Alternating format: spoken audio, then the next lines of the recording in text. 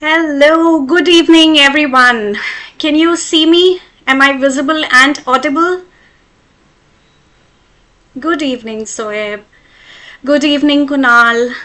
Am I audible? Am I visible properly? Can you just tell me in the chats quickly? Hello, good evening, everyone.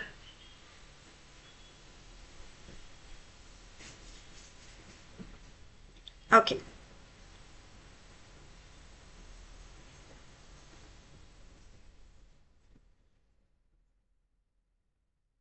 All right, all right.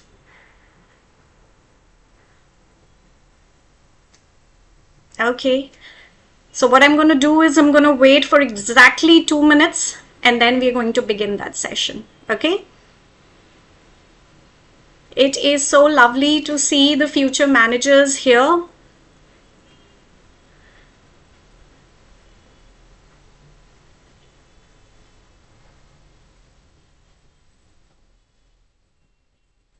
All right, all right.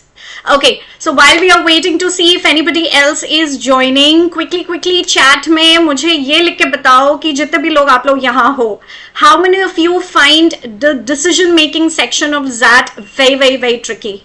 How many of you feel it's very random? समझ में नहीं आता कब कौन सा answer choose करना है? You feel sometimes this works, sometimes that work, and you really feel you are not able to crack how to answer these questions properly.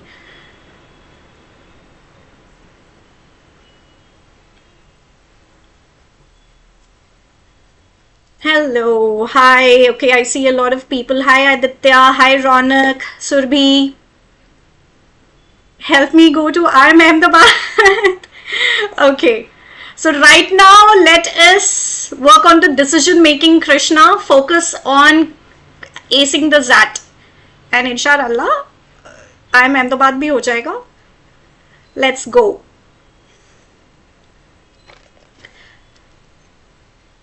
Sometimes to select the best of two is tricky.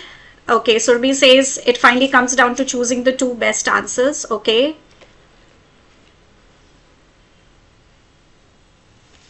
Shoaib says the scores have been above average. Okay, very good, Shoaib.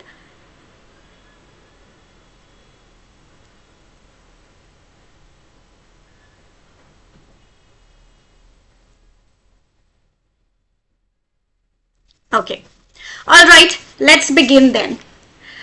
Okay, all of you, before we begin into understanding what exactly is the theory behind cracking the DM cases, I think it's very important to understand why the DM section has been included in the XAT exam. Okay, so once you understand, the agenda that XAT has in placing this section, that you will understand the kind of questions that they are asking, the kind of expectations that they have, how to build up that kind of a thinking, and everything flows logically right from there.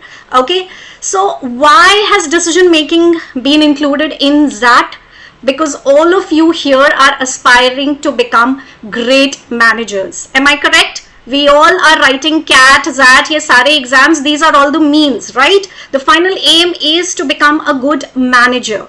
And what it becomes, what it means to be a good manager is to be a person who has a good instinct for being balanced, for keeping your emotions under check. You have to be empathetic and you have to be a person who is able to account for multiple stakeholders, multiple perspectives at the same time. Okay, so what we are going to do is what we are going to start with some frameworks that we keep in mind when we start attempting these questions.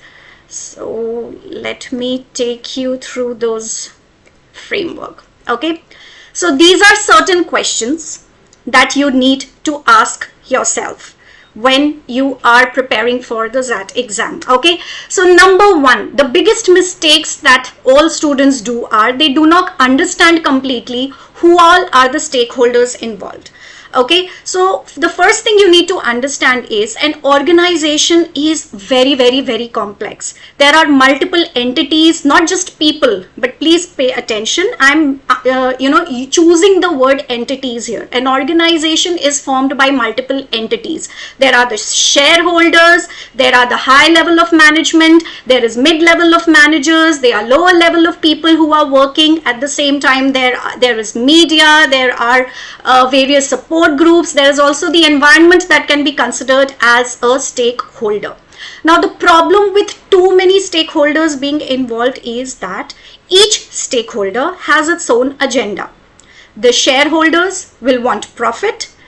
The highest level of managers, the CEO and the higher level of managers would want to do what the board of directors tell them to do, because their job, their promotion is very, very, very directly linked to the performance of the company, which is profitability, the revenue that the company gets, right? So they will be wanting to do what is maximizing the profit of the company. As mid-level managers, you will be in charge of multiple people, who will be part of your team. You will have deadlines to uphold. You will have various crisis management to do. So mid-level managers are too boggled down, too tied up with keeping up deadlines and making sure that their team performs and delivers on time whatever project, whatever deadlines that has been given to them. Every single worker wants a stable income, wants a safe and working environment. It wants to feel like it belongs to the company. It wants to feel that the company cares for its people. The environment wants the company to behave in a way that profitability ek taraf, but don't do anything which will harm the people. Okay, so there are multiple entities with multiple agendas, and as they say, सबको एक बार में खुश नहीं रख सकते हैं. But your job as a manager would be to do this impossible. Okay, so the company is going to hire you. The company is going to pay you a very big fat salary to take care of all kinds of crises. Okay, your job as a manager when your company hires you is to do disaster management. Okay, so you will be bombarded with all kinds of scenarios where things go haywire, when people are fighting, there is conflict in the company, when there are all kinds of dilemmas, and every single day you will have the task of making these decisions. As a manager, you need to know how to balance every single stakeholder. Okay, and you can do that only once you understand कि इस problem में who all are the stakeholders involved. If you do not understand which are the parties involved, you will forget a very important stakeholder and you will choose a solution which takes care of only one party's interest, but at the second time, the second party, whatever your solution is, it is very unfair to the other party, and that kind of solution would be wrong. So that is one place where a lot of students do a mistake, that they don't understand कि इस stakeholder, इस particular stakeholder के बारे में भी सोचना था, ये तो मुझे पता ही नहीं चला that my decision will have an impact at this level.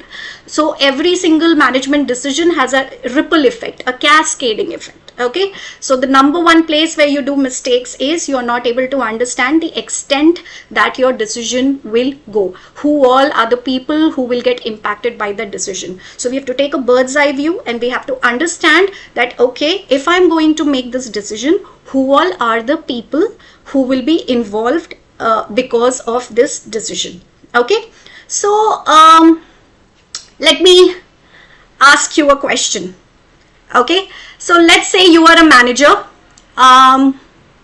you are a very nice, kind manager, all your team members absolutely love you, and there is a person in your company who calls you and tells you that he or she cannot come for work because their mother is very, very, very ill. Now the person has already exhausted all their leaves, the usual casual leave, sick leave, जो भी leave company देती है, सारी leaves खत्म हो चुकी हैं, and the person is calling, and you know that the person, you can see that the person is very upset, and the person is telling you, I really can't come to work today because I really need to be in the hospital and take care of my mother.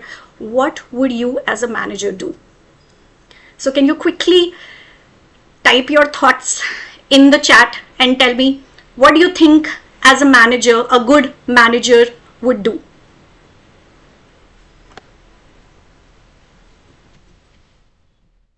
Should you say yes to that person? okay, it's all right. I mean, how can you come to work?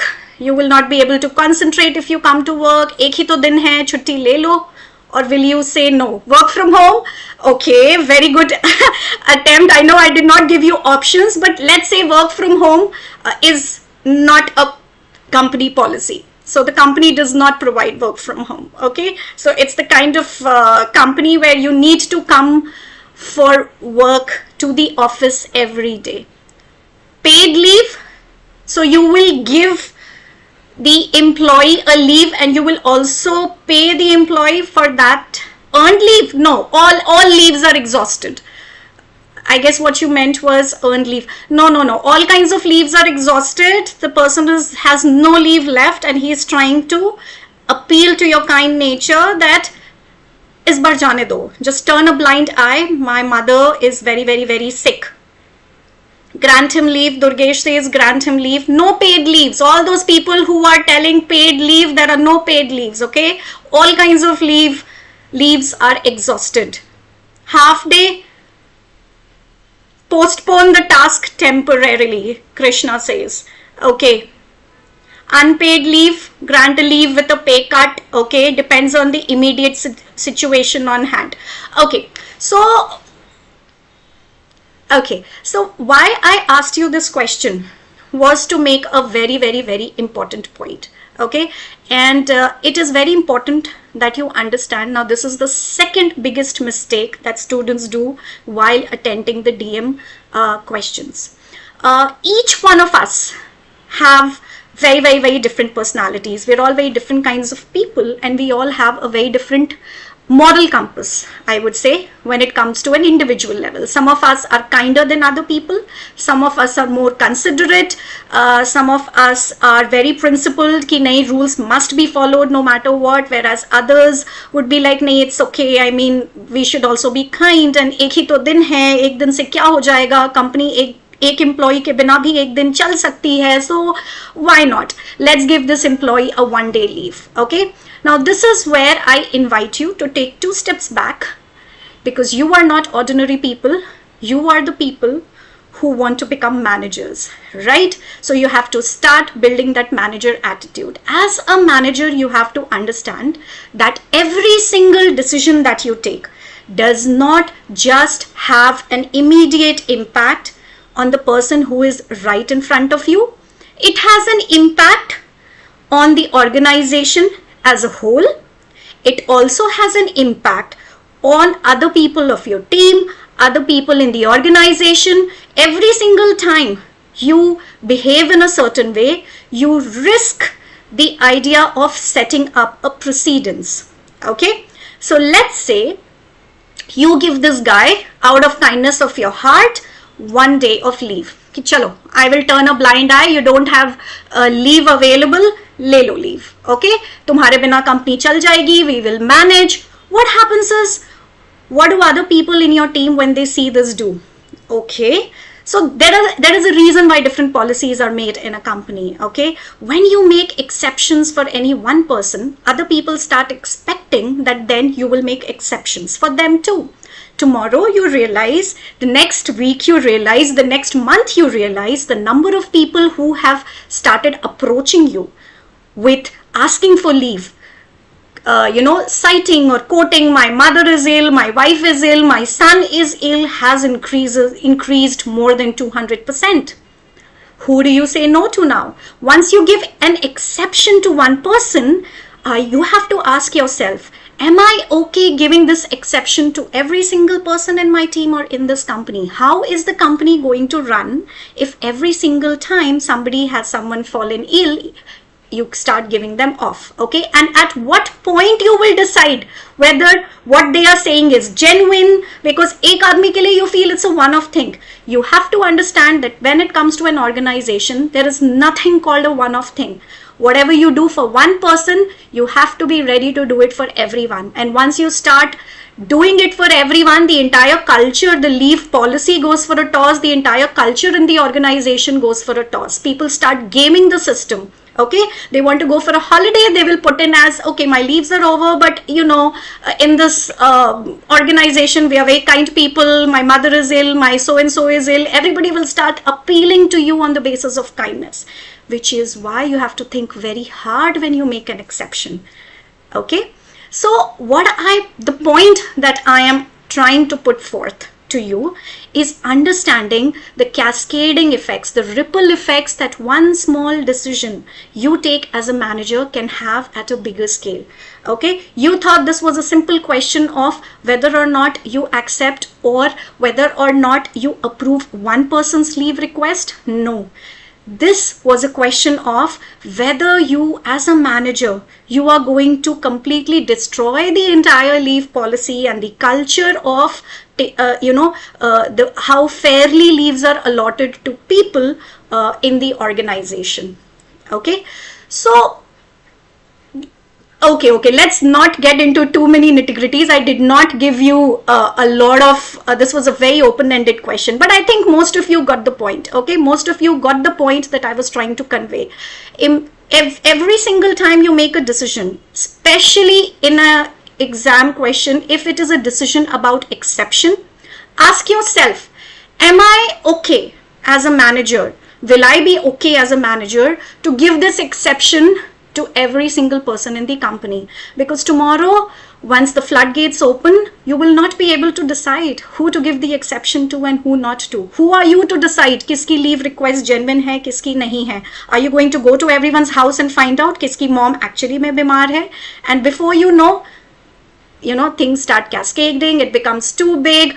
Your company CEO is going to call you and ask you to create a fresh leave policy because everybody is taking leave just whenever they want and nobody is respecting the rules. So it is difficult. It is tricky. As managers, we have to deal with such tricky situations. So the first thing that you need to do is understand that every single decision that you take has a far-reaching cascading effect. Okay? Next, what is the problem that needs to be solved? The next thing that you need to understand every single time when you are reading a dilemma, a question is, what exactly is the problem that the question is asking me to solve?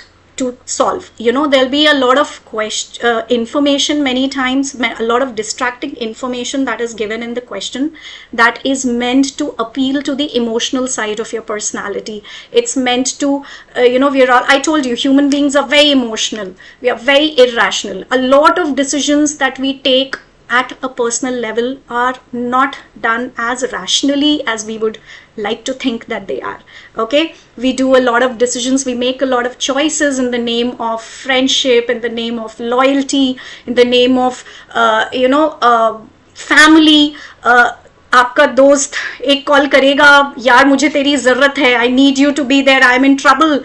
What do? You just run and go. You fight for your friend irrespective of who was to blame. So at a personal level, that's fine when you make decisions charged and fueled by your emotional appeal.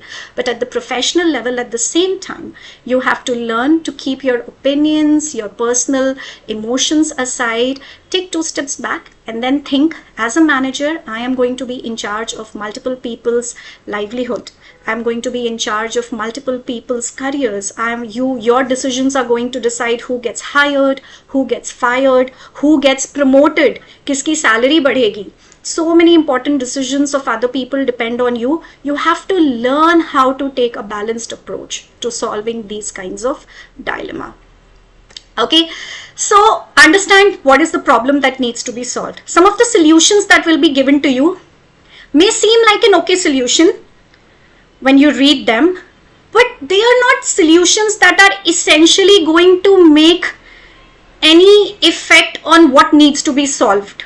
Okay, so if let's say for example, if the question is asking you what should the manager do so that the employees trust about their company grows, Okay, so basically they're wanting you to find a solution where employees start trusting their company much more, where they start believing that, okay, the company cares for them. There will be one or two solutions given that seems very nice to do, but essentially they have nothing to do with increasing the trust of the employees. It could be doing something else. So that is another way in which, you know, the questions throw you off. It is very important that you don't forget, keep asking yourself, when you read a solution, is this solution going to solve the problem that I need to solve? What is the problem that I need to solve? And is this solution going to do that? Okay. Is it asking for a short-term solution?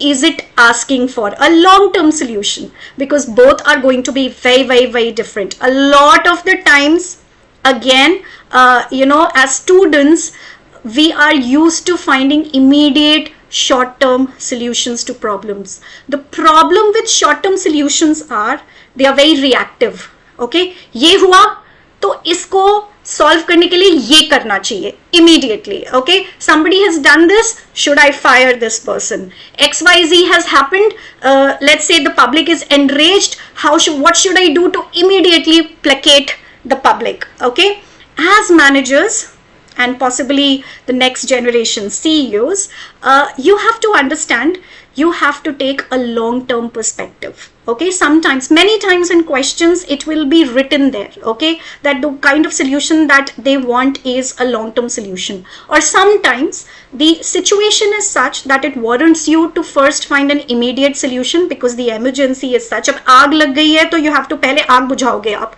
right? उसके बाद you will find the source of fire and try and you know, make sure that it doesn't happen again. So always understand what the question is asking you. Is it asking you for a short-term solution, or is it asking you for a more sustainable answer? Okay. The next thing that you want to understand always is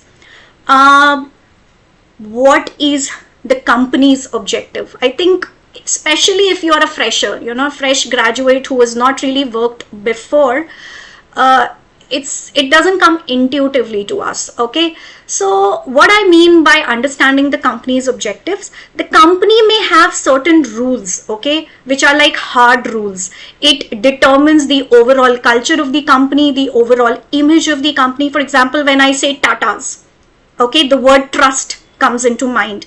For decades, Tata has hailed itself as a group which is built on social impact and trust. People would blindly trust that Tata is for quality, right? So that is one thing that defines the company. So sometimes when a solution is given to you that is at loggerheads with what the company's objectives are, you cannot choose that solution no matter how good the solution seems. Okay, so for example, the company is all about sustainability and being environment friendly or pro for the environment. You cannot select a solution that is going to harm the environment in any possible way, no matter how good the solution feels like, because it will go totally against company's objectives. Okay, similarly, let's say the company is going through some very bad financial times and is, you know, doing a lot of cost cutting. You cannot choose a solution that talks about, okay, I want this many millions of dollars ka budget for this particular solution, no matter how good the solution is. So try and understand what the company's objectives are, what matters to the company, what matters to the company's image, what matters to the owners of the company, the shareholders of the company, apart from profitability, of course. What virtues, what qualities are very, very, very important that the company will never want to compromise upon. Never choose a solution that is at loggerheads with that particular objective. Is it clear? Any doubts? Any doubts up till now from what we have covered?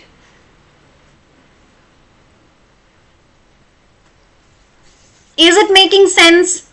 Everything that we are talking about. So understand the stakeholders, understand what each stakeholder wants, understand what is the problem that needs to be solved, understand what kind of solution is asked for? Is it a long-term solution? Is it a short-term solution? Are they asking for an interactive solution? Are they asking for a creative solution? So these kinds of hints will be given in the question. You just have to fish them out of the question. Okay, then you have to understand what the company's objectives are, and you have to understand what you as a manager is expected of you.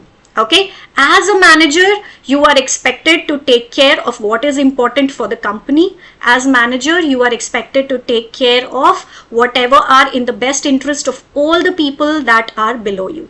Okay, so understand what is required of you in the current scenario. Okay, ऐसा भी होता है कि same set में for different kinds of questions, they will put you in different shoes. So for example, in one question they will say, in this case, your role is to find a solution that increases the trust of the people in the company. Second question may say, right now think about how you will increase the trust of shareholders. Okay, let's say the share price of the company कुछ हुआ है जिसकी वजह से let's say media में there has been some rumor जिसकी वजह से shareholders are very worried that the share price of the company has gone down. As a manager, what will you do to increase the trust of board of directors or the shareholders that the company is doing well? Now there your responsibility is to think in that direction. So all of these things are given. You only have to learn to try and see what is being asked. Once you see it clearly, you will actually realize that the solution is actually very easy to find amongst all of those. Okay, let's go on to the next part then.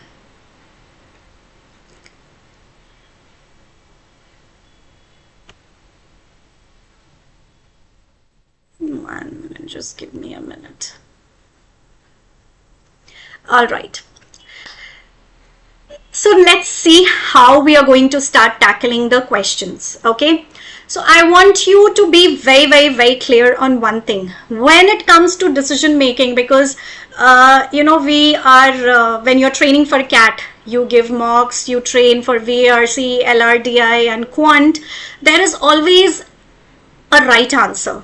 Okay, you put a formula, Quant and LRDI, of course, you put your formulas, you do your arrangement, and there is always an answer, a very, very, very clear answer that is the right answer, and all the other answers are wrong.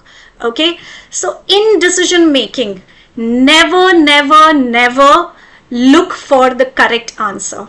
Okay, there is no correct right or wrong answer. That is the biggest problem, which is why I said they are hiring you with that big fat pay package, because if the correct answer was so obvious, anybody could make that decision. It wouldn't be a dilemma, guys, right? What do you mean by a dilemma? A dilemma is when you don't know what to do.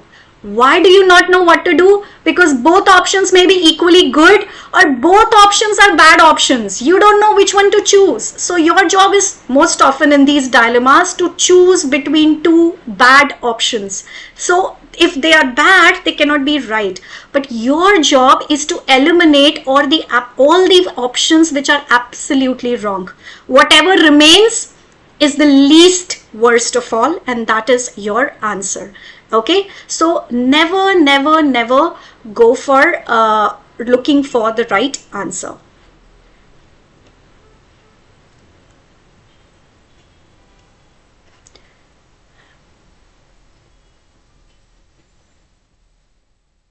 Okay, 1 minute. The slide has not changed. I'm trying to, give me a moment, please.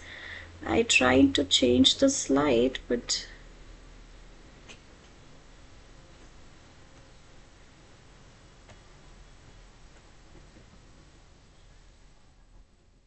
can you see the correct slide? Can someone tell me, can you see the filter slide? Because I can still see the questions to ask slide. When we are stuck between devil and the deep blue sea. Absolutely. So that's the difficult choice.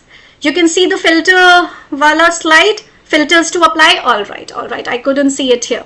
Okay, so let's go ahead then. So what I was trying to say was the answer is not to the answer is nowhere hidden. The perfect answer is hidden nowhere. Okay, so what we need to do is we need to eliminate all the options, all the solutions which we absolutely cannot take because they are absolutely wrong.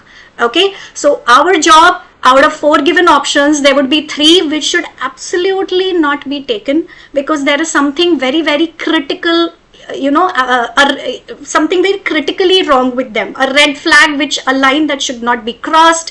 So we are going to remove those options, and whichever option remains is automatically our best option in the given scenario that has happened. Disaster has happened, can't do anything about it. Somebody is going to lose something. Either somebody may lose their job or the company may lose money.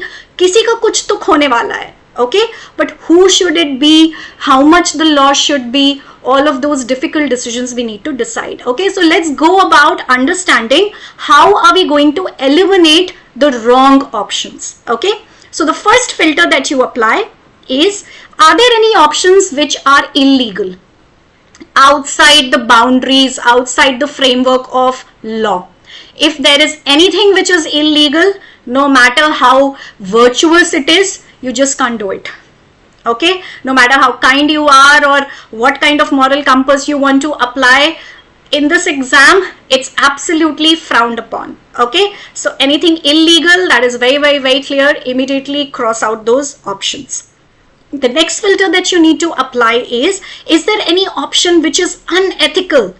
Okay, so if there is any option which is unethical, again, XAT looks very, very, very strongly, deeply down upon any unethical practices. Okay, so again, no matter the best of your intentions, if it is any unethical practice, if there's anything unethical involved, you need to absolutely cross it out. Sabse pehle, without thinking, that's the easiest filter to apply. Okay, the next, does this solution actually solve the problem? Okay, a lot of the times when you read a solution, it may seem like, okay, there is nothing wrong in doing that, seems like a good choice, probably if a person is stuck in this problem, they might end up doing this.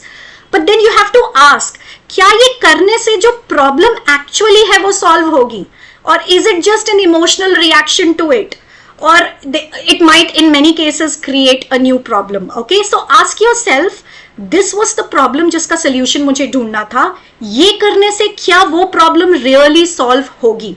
If the answer is no, or maybe you don't know, then you should absolutely filter out that option. The next one is it aligned with the company's objectives? Again, we spoke about it. So first you understand what matters for this company. If the solution, whatever the solution is talking about, if in any way it is not aligned with what the company's objectives are, you immediately cut it out. The next one is a very important one, and you know, the one that most of us find it most difficult to filter out. Is it fair? Okay, is this option fair? The problem with fairness is a lot of us don't even agree upon to begin with on the definition of what fair is. Okay, just like morality, I could say it is a very subjective thing. What I may say is fair, you may say is not fair. For the purpose of XAT decision making, what we are going to call here fair is a balanced kind of a solution that takes care of every single stakeholder. So it, in a way, it's combined to the next filter. Okay, so fair, kya fair nahi hoga? A solution which is biased towards one stakeholder. If you are only thinking about the employees' well-being and you are not thinking about the company at all, it is not fair. The company is giving you your salary, आपका खर्चा, आपका घर company चला रही है. It is your job to think about the company, and it is your job to help the company make money. So it cannot be fair. Okay. At the same time, if you're only thinking about the money and you're not at all thinking about what the what the employee is facing, what are the problems ki employee gaya bhad mein, again it is not fair. So fairness in a lot of cases when it comes to decision making would be kind of balancing out, your solution should do a little bit of something for each stakeholder. Okay, the next one is, again, does it account for all the stakeholders? So once you identify all the stakeholders, just ask. Most of the solutions will be such, aise fasate hain, okay? They will be doing something for two stakeholders, and very conveniently they will forget that there is a third stakeholder involved jiske liye kuch karna tha. So it may seem like a good solution, nothing bad with it. It might just be an incomplete solution because it is not accounting for all stakeholders, okay? You will not realize this if you don't understand who all are the stakeholders, which is why I began this session by telling you the first job that you have is to understand the stakeholders, okay? Next one is again very important, and as a psychologist I'm telling you, we don't even realize the number of times we fall to this bias or fallacy. Is the solution that is being presented to you, is it based on facts, actual facts, or is it just based on certain assumptions? Okay, so the caselets are very small, okay? They are meant to rile you up emotionally. They are meant to appeal to the emotional side, to the moral side of your brain, to your heart. What happens when you get emotionally riled up? You start making deductions. Okay, let's say it's written that somebody has been accused of doing financial fraud. You're already thinking, okay, that person may not be a good person. We are already making certain assumptions without realizing that, has this been proved? Is there any data? Is there any, proof there given to me which will prove that is this a rumor or is it actually true?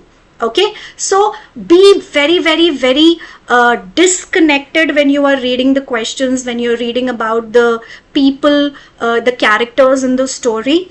Every single time when you look at a solution, ask yourself, is it based on facts or are we assuming that something happened जो कि कहीं भी इस question में दिया ही नहीं है? Okay, and separating the two is very, very, very important. And the last is, again, I think it's something that must have been discussed before this also. Never as a manager take an extreme step. Sometimes you may be forced to take an extreme step in real life, but that is always reserved as a last resort, okay? Unless you have exhausted every other possibility. You have given warnings, you have used all kinds of creativity to try and tackle the problem, and kuch nahi bachta hai, tab jaake we take extreme measures. Okay, extreme measures are not that good. They're always irrevocable. You cannot take them back. Okay, so that says about the magnitude of those actions. So most of these dilemmas, most of these cases that will be presented to you as managers, it's important that you first understand that no matter how emotionally you may feel that, okay, this was very wrong thing that someone has done, never take extreme action. So if there are options like fire that person, okay, or I will resign myself, don't do that. Okay, so that cannot be the right solution. That cannot be the right course of action without trying out anything else.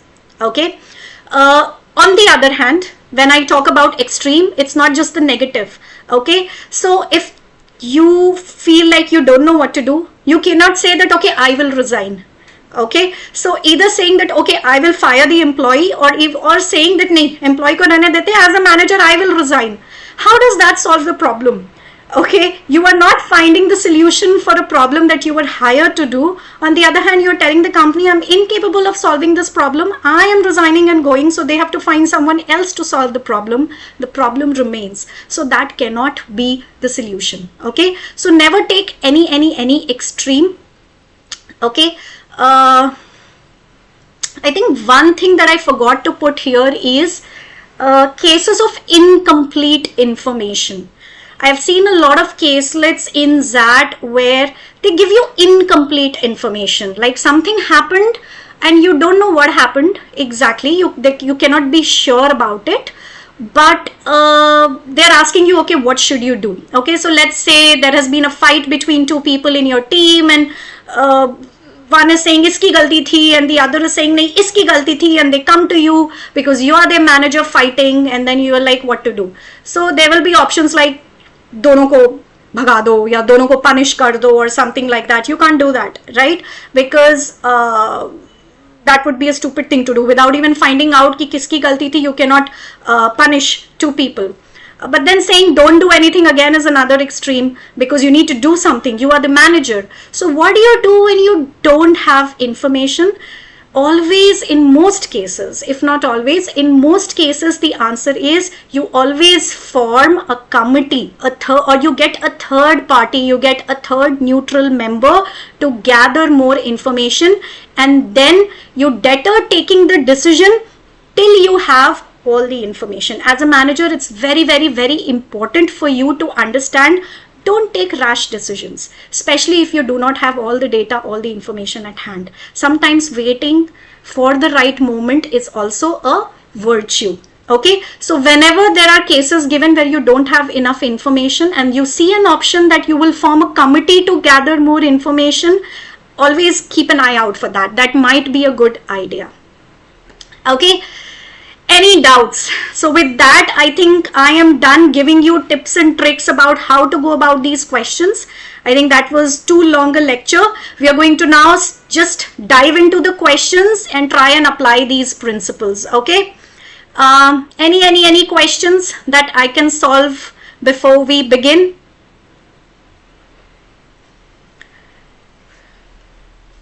Okay. So with that being said, here is your set 1. I want you to read it very, very, very carefully.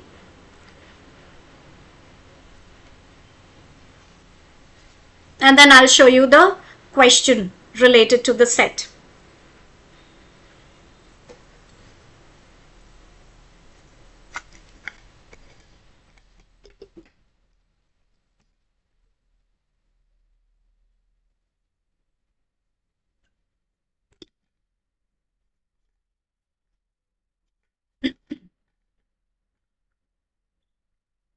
Can you minimize your video frame? Yeah, I'll do that.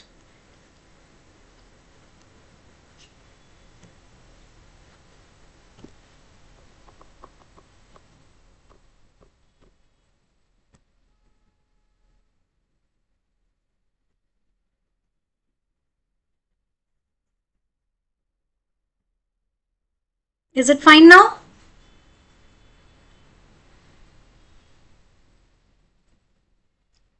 How much time should we allot to DM section in CAT? I think you should not take more than 35 to 40 minutes to DM.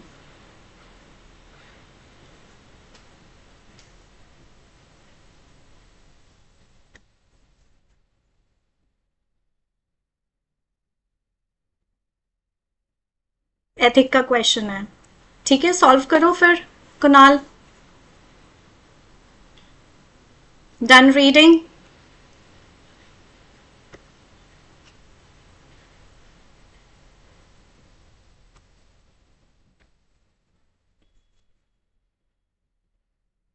Okay, here's the first question. Try and attempt it.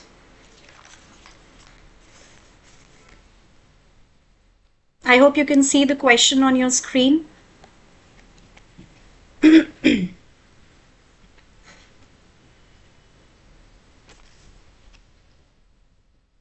ये जो लोग done done done लिख रहे हैं, question done या reading done?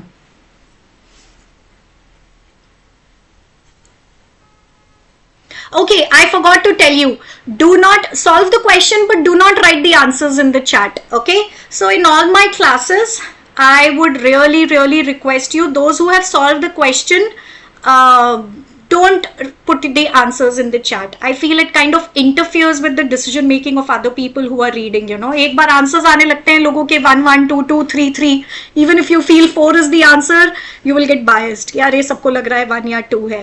Okay, no, that's okay. Those who have already put, going forward we won't be putting. Okay, write down your answers in your own notebook, and while we are discussing, we'll go through it. Okay, I'm going to the next question. Okay,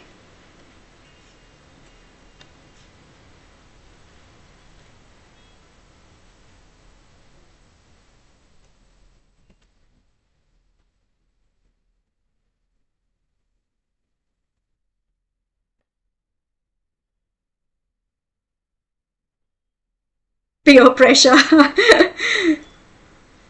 It's more of something what we call conformity bias. You know, you feel like when you see other people's answers, you want to do the same thing, conform to the same kind of answers. It's very interesting how conformity works.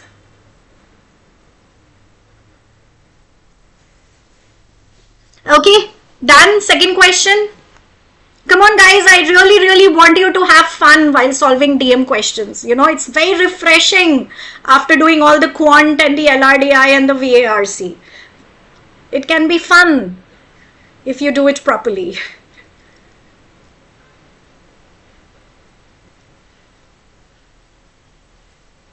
Done. Done.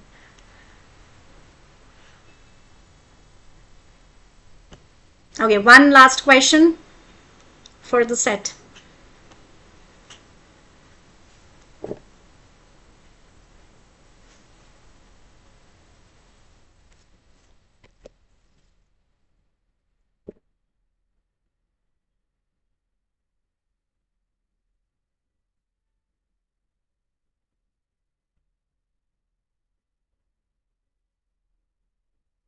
Ooh, I already see people quickly choosing their options.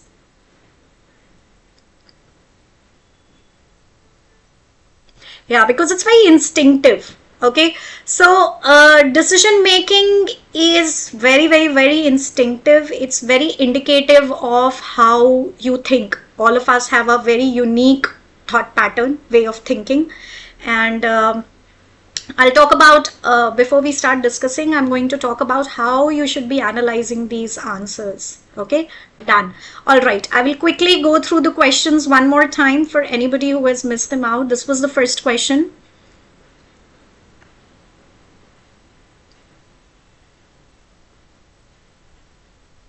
This was the second question.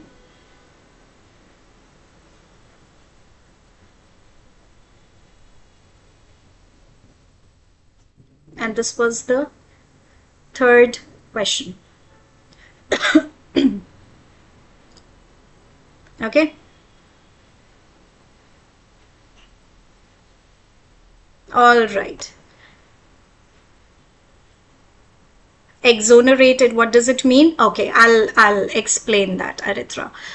All right. So let's look at this set. Okay, so before I start discussing the questions, what I want you to do is, and this is the only way that you can get better at decision making.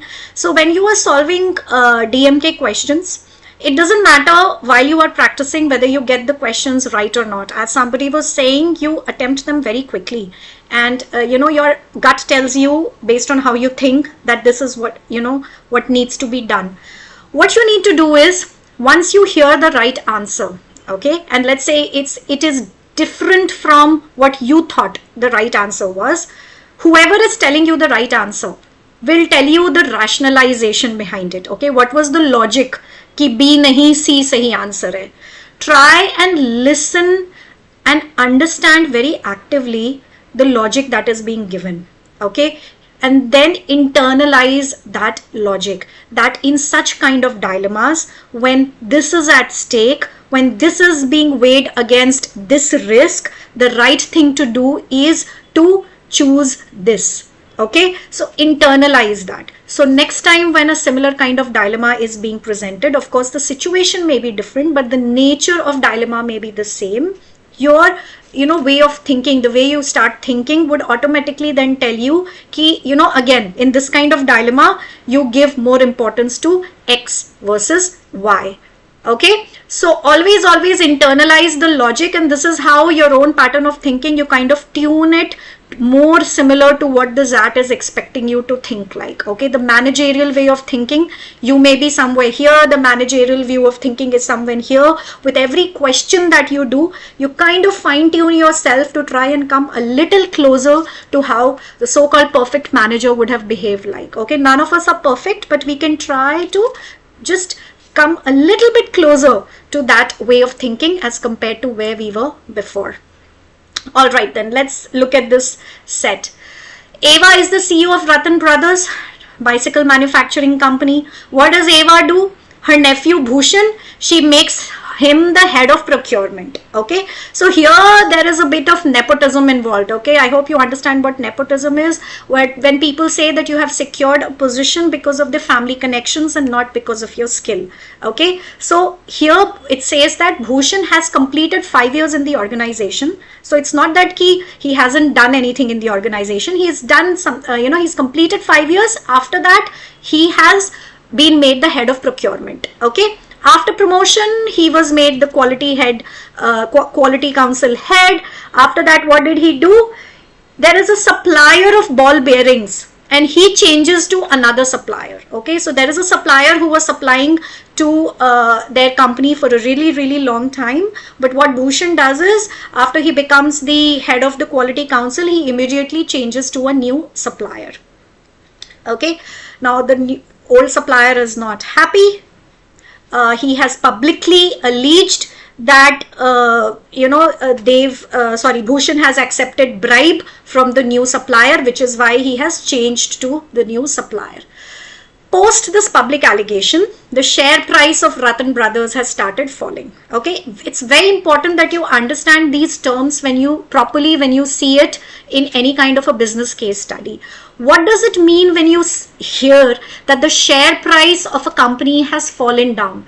It basically means that the trust that the people have in the company is falling down, in how the company is being run, what is the future of the company. The share price basically is an indication of what people feel, how good the company is going to do in the future. So whenever there is any news that gives any kind of an inkling that the company is not being run properly, any kind of a rumor in the market, immediately the share prices, they start following. Okay, so because of this public allegation, the share prices of Ratan Brothers have started falling, which means that the people's trust in the company has fallen. It is very important that you understand that. What is the problem here? The problem is people's trust in the company is starting to fall, because of which share prices are falling.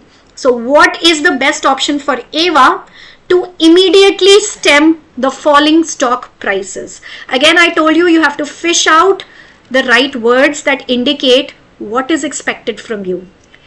The first keyword that I see here is the word immediately. Okay, you are expected to find an immediate solution here.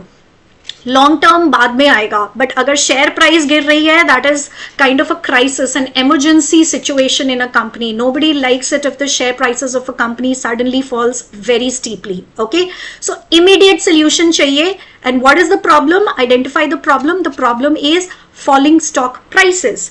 The solution that you need is immediately you have to do something which will stop the stock prices from falling. And how will you do that? Any solution which has anything to do with increasing the trust of the people in the company. Understood? This is how you think. They are asking you for an immediate solution. The problem is falling stock prices. That means the problem is people's trust in the company has fallen. What kind of solution I want? An immediate solution which will, in the short term at least, increase the trust of the company. Now let's go with the options. Fire Bhushan. First word, I don't like it at all. It's an extreme action. Fire Bhushan. We don't know whether he accepted bribe. किसी ने बस allege किया है. किसी के allegation पे बिना कुछ जाने क्या मैं भूषण को fire कर दूंगी?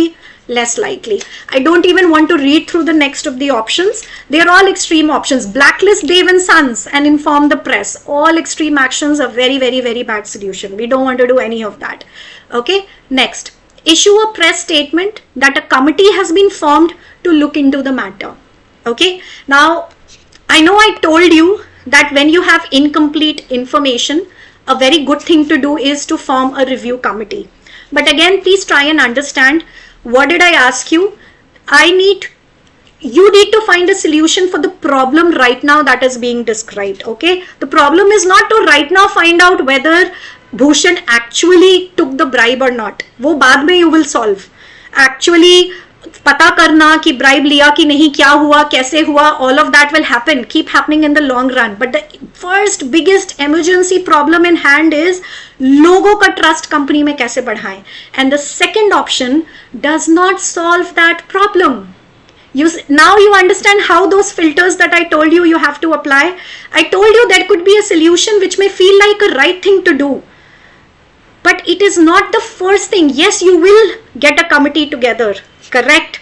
But that is not the first thing that you will do. In this question, they are asking you falling stock prices ke liye kuch karo.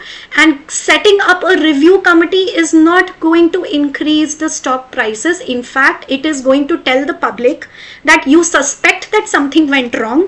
You cannot be sure of it. And so you have instituted a review committee. So the stock prices most likely will go even down. Okay, further down. So second, may be an okay option to do in the long run, but it is not the option that will solve the problem at hand, which is stock prices. So second also cannot be chosen in this case. Third, issue a press statement that the company's quality standards have increased and that anyone is welcome to scrutinize the relevant documents. Now what you are doing in this case, number one, when you issue a press statement, you are going out publicly, okay, you are addressing the public. And the problem is here that the public's trust in the company has gone down. So that's a good thing. You're going out in the public. You are telling the public that, listen, we are very transparent. I'm very sure we have not done anything wrong. We have all the relevant document. And if anybody has any doubts, you're more than welcome to scrutinize all our documents. So basically, you are putting out a very confident front to the public that, listen, there is nothing wrong with the company. We are transparent, and if anybody wants to come and inspect us and review us, you are more than welcome. There is no shady business. Our intentions are very clear. So that seems like a good thing to do if you are trying to increase the trust of people in the company. Going out to the very same people and telling them that, listen, I am confident that we are good, and if you don't believe us, come and do an inspection. It's something like what McDonald's or KFC says, come and inspect our kitchen if you don't believe that we are hygienic. Okay, we'll give you a tour of the kitchen and you will be impressed, we are sure. So having that kind of a claim that, okay, I can show you my documents, I can show the documents to anyone who has any kind of objections. That kind of puts, a very confident face that you're very confident that you have done nothing wrong. So 3 seems like a good option to me. Okay. 4, cancel the remaining order and call for a fresh tender. Again, it doesn't solve the problem for the share prices. Cancelling the remaining order again means that you are accepting that what Bhushan did was not right. And if you are accepting that what he did was not right, that means that the people's trust has gone down correctly, right? So that again does not solve the problem. Do nothing, as Bhushan as the head of procurement has the right to decide on the supplier. You cannot not do anything.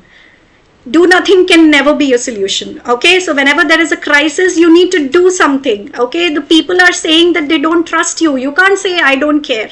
You need to care. You need to do something. Okay, so what do we say? Which one was the right answer? The best option among all of these 5 is going out to the very same public jinka trust kam ho raha hai and telling them that, listen, we are transparent and come and inspect us anytime if you want to. Okay.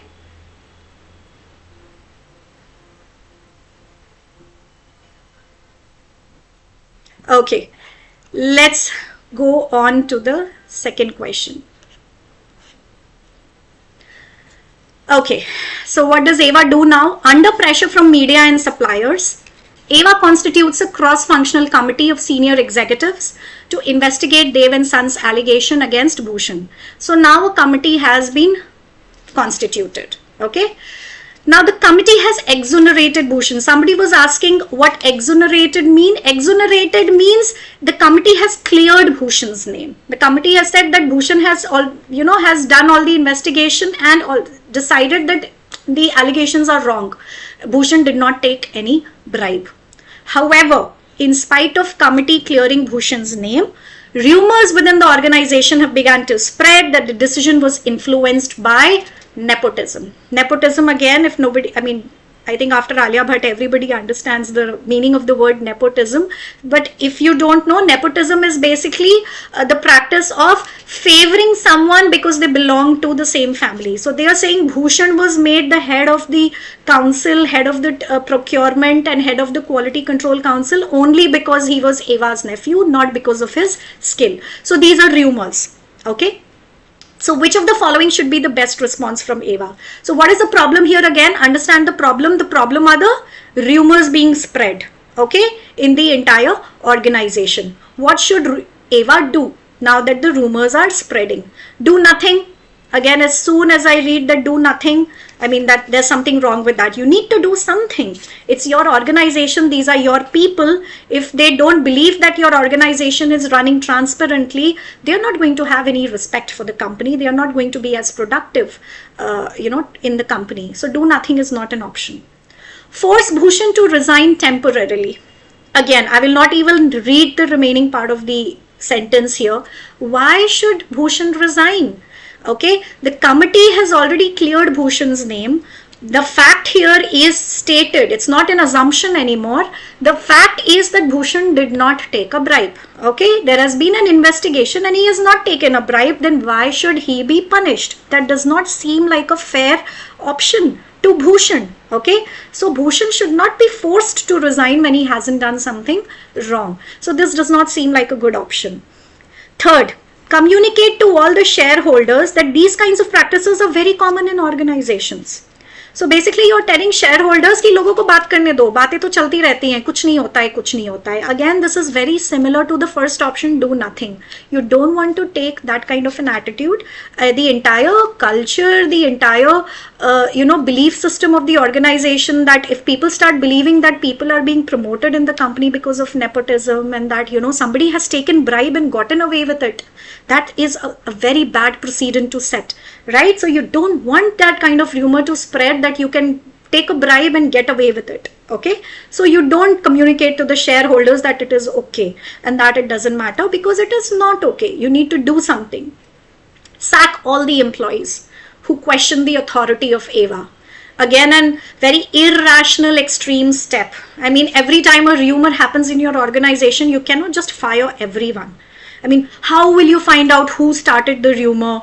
You cannot find out, who was involved in spreading the rumor. I mean, there is no way to know that, right? Who is the culprit? And you cannot just randomly fire everybody who starts questioning. There is freedom of speech. If somebody wants to question whether it is true or not, you can't just fire them for that kind of freedom. So again, question number 4 is very, very irrational.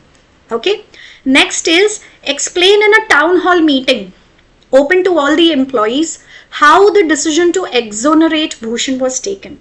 So understand here that it was a committee, a very closed committee of few select members. They did the investigation and they have cleared Bhushan's name.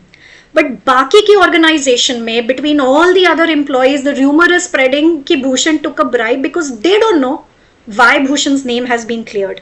They are not clear on the fairness of the process.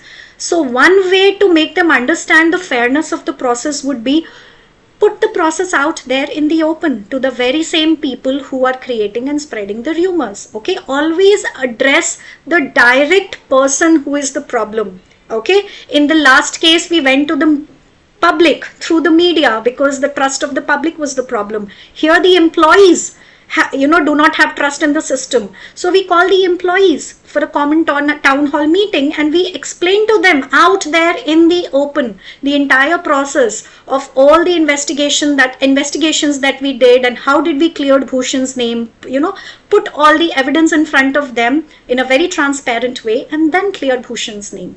That might do some good. At least compared to all the other 4 options, that seems like the best option. Okay, so the process needs to be explained. Whenever people question a process, it means they don't understand it. So if there is any kind of situation where you are stuck that people are not trusting the system, if there is an option to go to the very same people and help and explain to them in a transparent way, you should do that. Okay, few months after the issue of Dev and Sons, a vigilance committee discovered some financial irregularities attributable to Bhushan in his earlier stint as a senior manager in marketing. Okay, so after all of this has happened, बहुत बाद में थोड़ा पता चलता है Bhushan here, dear Bhushan, has committed some financial fraud. Not right now as the head of procurement, but a long time before he became the head of procurement, जब वो किसी और department में काम कर रहा था, he committed some financial fraud. And now it has been uncovered कि Bhushan, let's say Bhushan stole some money. Basically, in simple words, Bhushan ने चोरी की, कंपनी के पैसे चुरा लिए थे. He committed financial fraud, which is an absolute crime, unforgivable crime. Okay, now the board of directors are concerned about this and they demand a response from the CEO. You are the CEO, you are the one who promoted Bhushan. They want a response from you. What are you going to do? Okay, now these kinds of questions where there are a sequence of steps that are mentioned out here are a little tricky, because here you are expected to do two things. Not just choose the right options, but you are also expected to arrange those options in the right order that they should be done. Okay, so दो level की clarity आपसे basically वो expect कर रहे हैं. पहले you eliminate all the things that should not be done. Okay, then you are left with the actions that should be done. Now in those actions also you have to arrange them in what sequence those actions should be taken. Okay, so let's do the first part first. Okay, let's first eliminate what should not be done. Offer to resign from the post of CEO.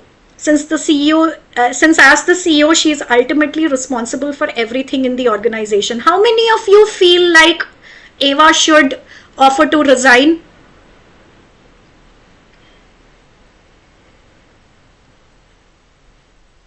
Should Eva resign? I want to know how many of you feel Eva should resign. So that also reminds me, I had made a note of it, but I forgot to tell you when I was telling you filters to apply. Yes? Okay, Sachin. So remember when I was telling you about filters to apply, I told you never take any extreme steps. Never just straight away say you will fire people, because we don't take extreme steps. I forgot to tell you that there is an exception to that. Okay, there is one exception when you need to take an extreme step. Okay, and that is when the person has committed something which is absolutely illegal or unethical. Okay, so you are not supposed to take any extreme actions unless the person in question has crossed a red line. There are certain red lines which in an organization are never expected to be crossed. Let's say there is an employee who has kind of sexually assaulted or abused another employee. Completely a red line that has been crossed, that should never have been crossed. A financial fraud, a big red flag in a company. It is completely not tolerated. It is the highest level of crime that you can do, which is stealing money. Okay, so there are certain exceptions when the answer is very clear. If the person has done something very grave, committed something very unethical, or committed very unlawful, as a manager you have to understand you need to take a strong stance. That is the only situation where you are allowed and even expected to straight away take an extreme step and fire. You are not expected to show any mercy to someone who has done something unlawful or unethical. Okay, so if highest level of ethics is expected from you as a manager, what is also expected is that you should not have any tolerance towards someone who has crossed that red line. So when the employee has done the unthinkable, done something extreme, you need to take extreme steps. That is the only time where you should fire. Okay, so yes, to answer all of you, Eva should offer to resign. Now whether the board of directors would let her resign or not, that is up to them. If she is very capable, she can offer to resign and they may say ki, no, you don't need to. But the right thing for her to do as the CEO would be to take accountability. She was the one who made Bhushan the head. Okay, she may have done it unintentionally. She may not have known that he has done financial fraud, but it was her duty to check and know. She failed to perform her duty properly. She promoted someone who was capable of committing financial fraud to such a high position, and so she must, as a CEO, take responsibility. She cannot absolve herself of such a big responsibility by saying, "पर मेरी क्या गलती है? मुझे थोड़ी पता था." Okay, it was her job to know about it. So she must offer to resign as a CEO. Okay, so number one, offer to resign from post of CEO. Yes, she should do that. 2, sack Bhushan immediately and make the reason public. Yes, she should do that. Okay, because I told you Bhushan has done something unlawful and unethical himself. He has committed a financial fraud, which is an absolute no. You cannot give this example out there in the company that you can get away after committing something so grave. Everybody will start stealing money if they know nothing is going to happen to them. Okay, so you cannot let that slide. You need to sack Bhushan. Have a town hall meeting with all the employees and deny any financial irregularities in the organization. Now that will be a wrong thing to do. First of all, in this case, why do you want to do a town hall meeting? The matter is between you and the board of directors. The previous matter where there was rumors between the employee, you conducted a town hall meeting to talk to the employees. Now this is a high level management decision. Financial fraud is something that needs to be discussed between the board of directors and higher level of management. Normal employees have nothing to do with that, so it doesn't make sense to have a go and talk to them about it. Secondly, it's suggesting that you should deny any financial irregularities, which means they're asking you to lie. So clearly that cannot be the right option, right? So number 3 is out of clue. Number 4, communicate to the board that as CEO, the organization's financial health has a top priority on which she has delivered stellar performance in the last 5 years. Now, I would do that. If I was Eva, I might remind the board of how good I have been as a, okay, so I will say, I will accept that this is my mistake, but I might also tell them that I have also done some good things. However, this is not something which is going to solve the given problem. So right now, the given problem is what? Bhushan and the fraud that he has committed. Now, मैंने क्या अच्छा काम किया, that is not going to cover up for the wrongdoing that I have done. Okay, so me saying कि हाँ last 5 years में I have made the company perform well is not an answer to the fact that I was negligent in my taking this responsibility of finding out that Bhushan had committed some fraud.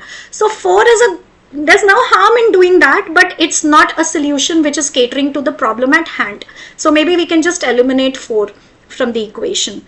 5, inform the board that Bhushan was promoted because his initiatives helped the company immensely. Now that is a good thing to do. What are you trying to do here? You're trying to explain to the board your reason, your intentions behind promoting Bhushan. Okay, so you're telling the board, you're trying to explain to them why you promoted him. It was because his past track record, his initiatives, all the good work that he had done was actually enough to promote him through all the official channels. And yes, you did not know that he had committed fraud, so now you are going to fire him and offer to resign as a CEO. Okay, so first offer an explanation of why you promoted him, and then accept the fact that you failed to notice that he, in spite of all his good work that he had done, he had also done some financial fraud, and now that you know that he has done it, you have to sack him and you have to offer to resign. So 1, 2 and 5. So here in the options, I think the first option says 5, 2 and 1. There is no other option with these combination, so that is the option that we are going to go with. Okay, so does that make sense? Let's quickly move on to the next set, and we are going to do this one a little fast. Okay, so I'm going to, here is the set and here is the first question.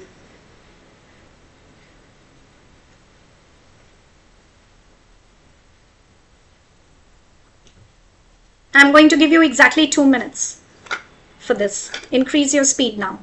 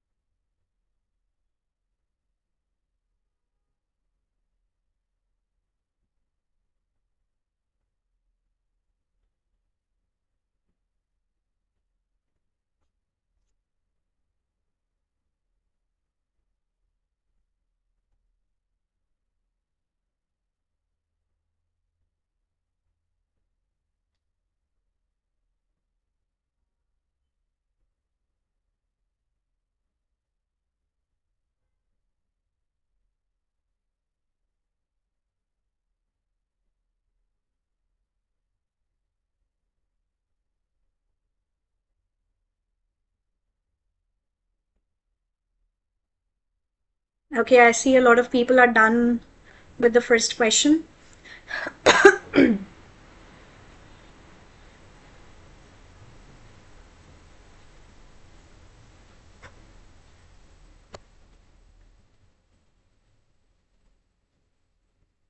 Here is the second question.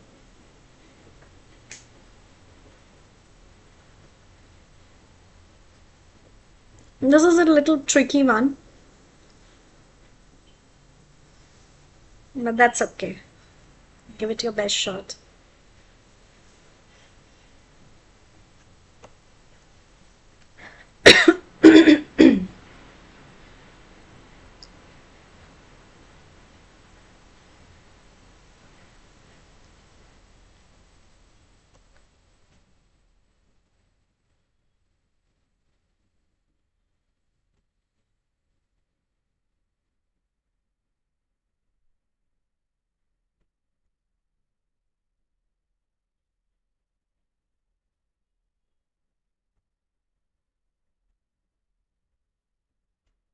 Here is the third question.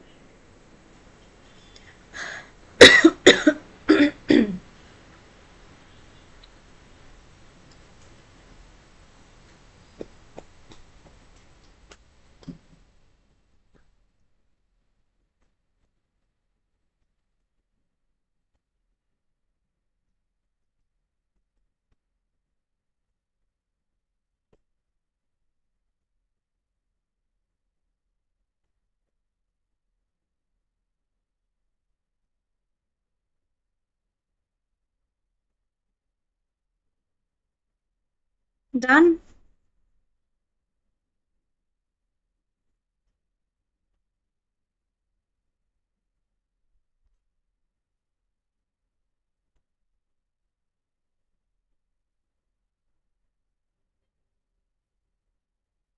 Okay, let's go through this set then quickly. Sanchit Group of Hospitals.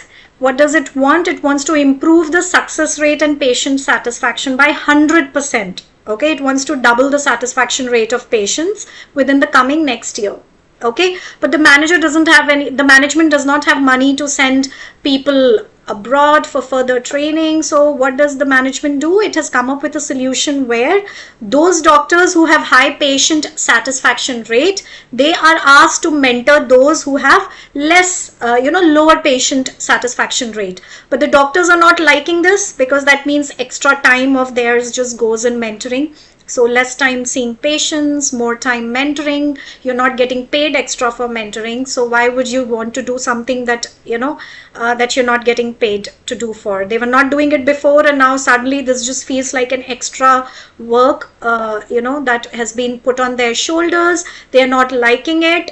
So now the doctors are resisting this new policy, and they are saying that, they are giving kind of solutions कि हमसे क्यों बोल रहे हो कि हम दूसरे doctors को mentor करें. What you should do is, if you don't have enough money, you increase the consultancy fees. Okay, what is consultancy fees? Consultancy fees is the money that you are charging the patients. Okay, patients are paying, let's say, 1,000 rupees for a doctor's consultation.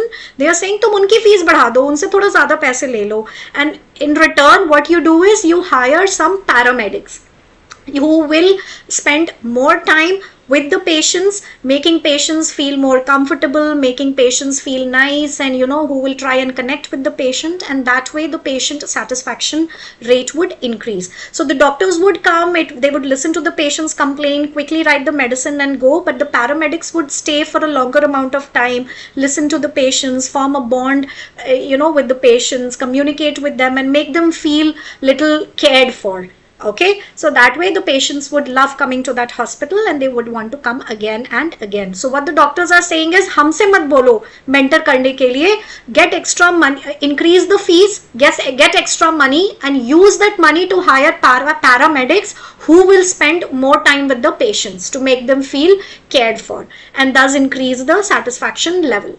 Okay, so consider the following action. What needs to be done? Now you are the management, you don't know what to do, you thought of something, the doctors are saying no, they are not happy, they want something else. So what is the right way to go about this? Okay, Conduct a survey of all stakeholders and ascertain their needs and suggestions. That sounds like a good, option. So very quickly, two of the options, option number 1 and option number 2, talk about the very people who are going to be affected by your policy. Okay, first you go and approach them and ask them and understand what do they want, which is a very good way to construct a policy.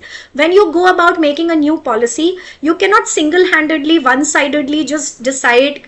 A CEO cannot sitting in his office one day just wake up from sleep and decide, chalo ye karte hain. All the people in the organization from tomorrow need to do this or behave in a certain way, without actually understand what do the people actually want. Are they going to like it? Is it going to fit into the work that they are actually doing?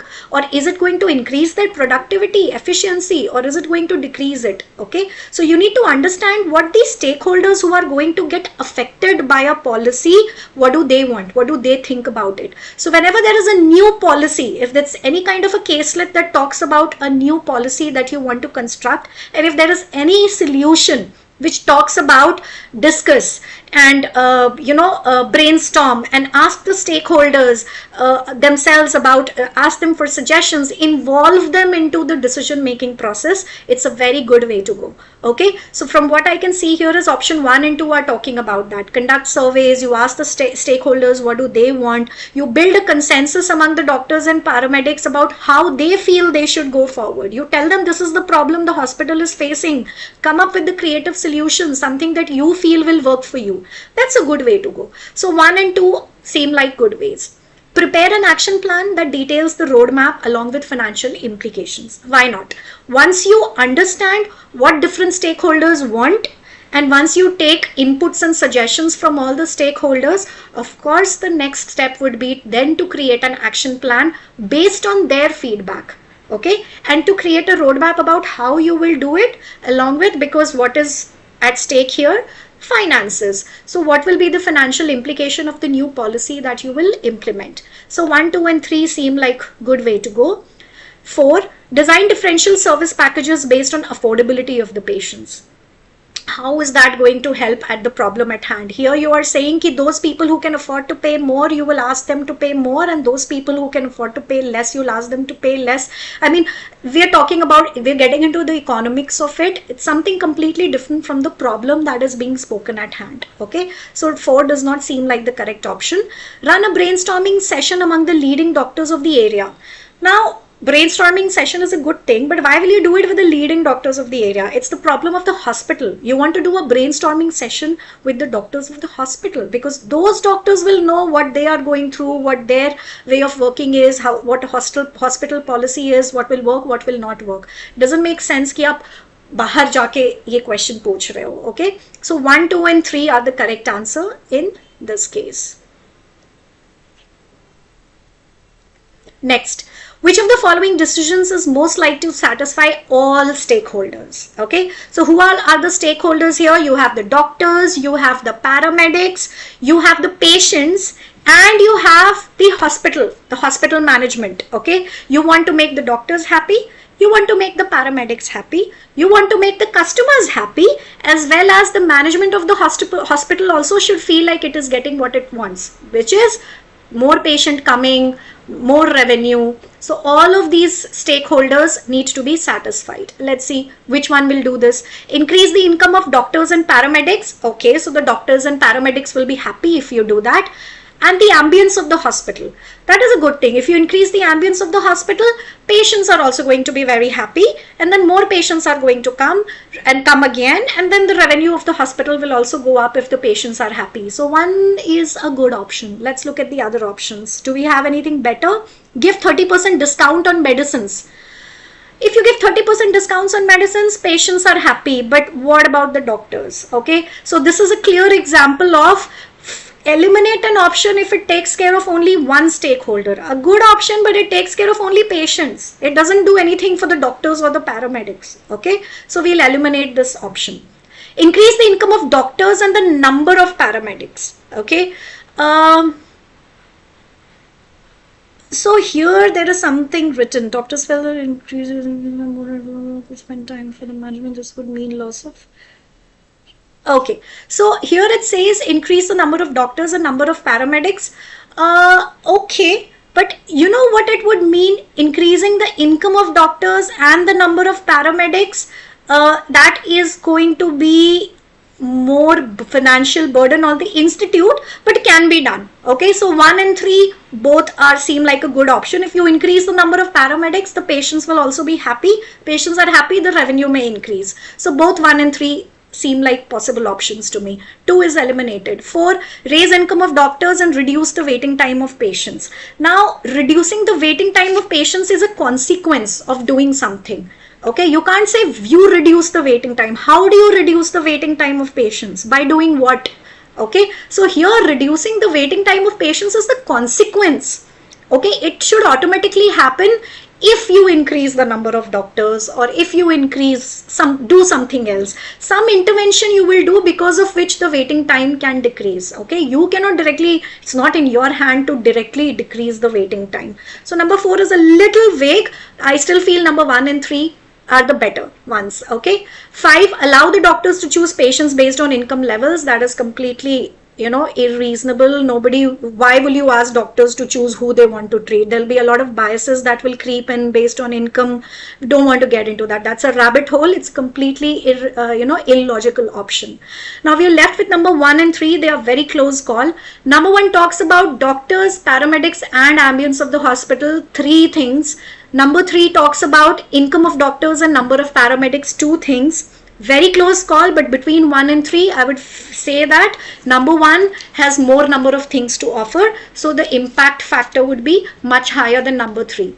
So we will go with number 1. This is why I said this is a little tricky one, because there are very close options that you have to choose from. Okay, so number 1 is the correct answer in this case. I don't know how many of you got it right. If you got it right, great.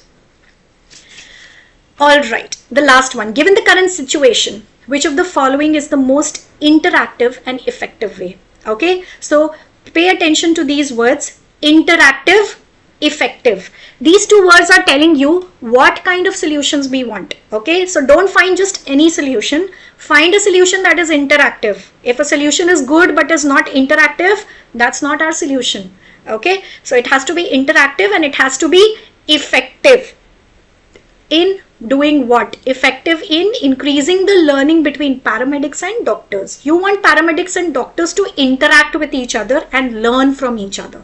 How will that happen? Get doctors and paramedics to document their success. What does documentation means? Documentation means you are writing on paper your success stories. Who likes reading a lot of those files and जो किसी कोने में एक पड़ी रहती हैं? Now writing up on a piece of paper is not interactive at all. Okay, what we are doing right now is interaction. This is also not the highest level of interaction, but I'll still say is interaction. Writing a document, not so interactive. Encourage paramedics and doctors to pursue courses over MOOC platforms. मतलब paramedics अलग से course करेंगे, doctor अलग से course करेंगे. Courses is done on an individual level for your personal growth. Okay, but what does the question say? We want the doctors and the paramedics to interact with each other and learn from each other. So alag alag se courses karna is not what we are asking for, right? So number 2 is also not the correct option. Ask doctors and paramedics with high satisfaction rate to give lectures to others before start of work. Okay, so this is a good option.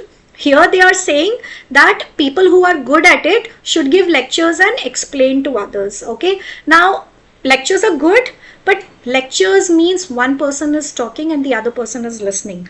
Mostly, like it's happening right now. Okay, so through chat you guys are interacting with me, but mostly it is me speaking right now. Okay, so it's not as interactive. It's not the highest level of interaction, but some interaction, better than documentation at least. Okay. And the fourth one is we want them to meet every day and discuss their insights and experience. Now this is good. We are asking them to meet and discuss and brainstorm what they thought, what all the insights that they have. Now this is interactive. This is what exactly the question was asking for. It's interactive, it's effective, because it's exactly what we want them to do. Okay, so number 4 seems like the best option. What is number 5? Implement professional development standards for staff, linking it with accountability framework. So basically what this is saying is we will tell them what kind of professional standards, minimum standard that they should be following and all of that. But this is not what the question was asking. What the question was asking was figure out a way where paramedics and doctors can meet each other and interact with each other. Okay, so interaction is maximum in brainstorming session, and so that is the correct answer. Okay, now let's quickly move on to the next set. Wait, there's another one that I want to show you, not this one. Yes, I want you to read this. Okay, slightly bigger one, but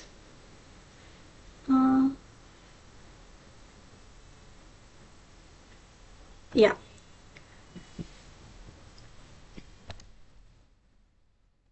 Read the set and attempt the first question.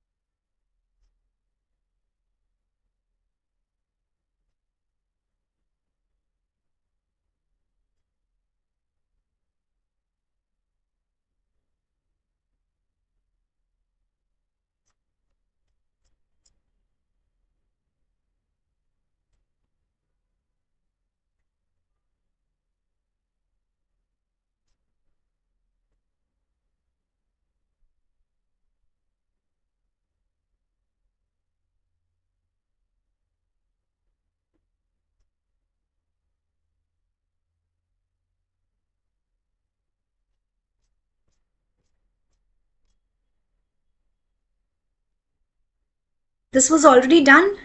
This question was already done. Akhil is saying this was already done. Have you guys done this set before? Somebody quickly tell me on the chat, then I can move on to some another set. Have you guys done this set before?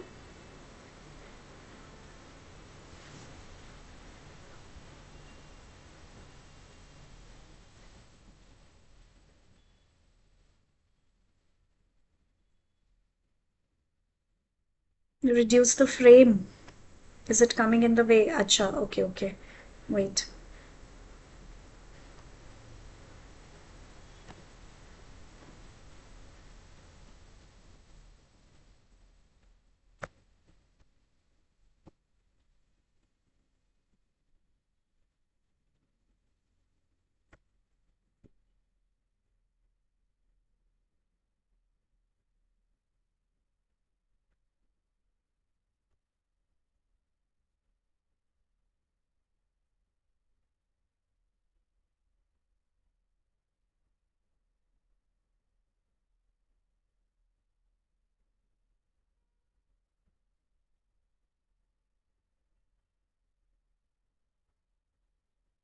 Akhil is saying in the first class. Did Abhishek sir take this? How come so many people are saying no? It's okay, chalo, let's do it again.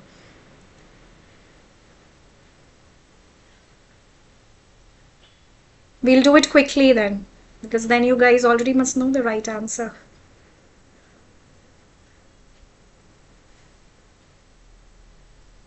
Should I go to the next question? Low. Abhishek sir bol rahe he has not done it.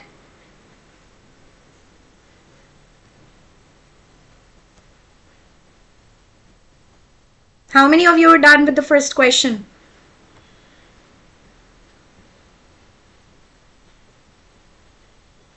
It's okay, it's okay. For now, just read this case and try and attempt it.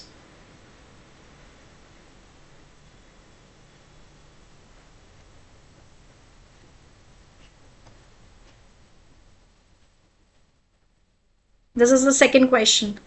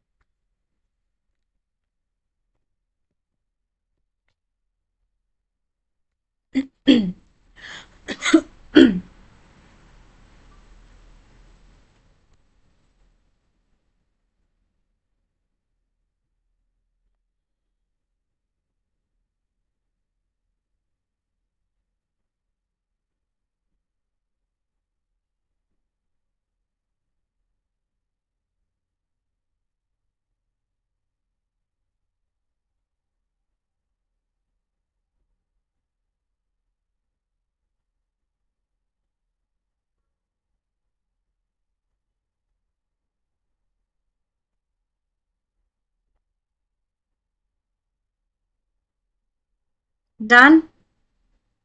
Second question.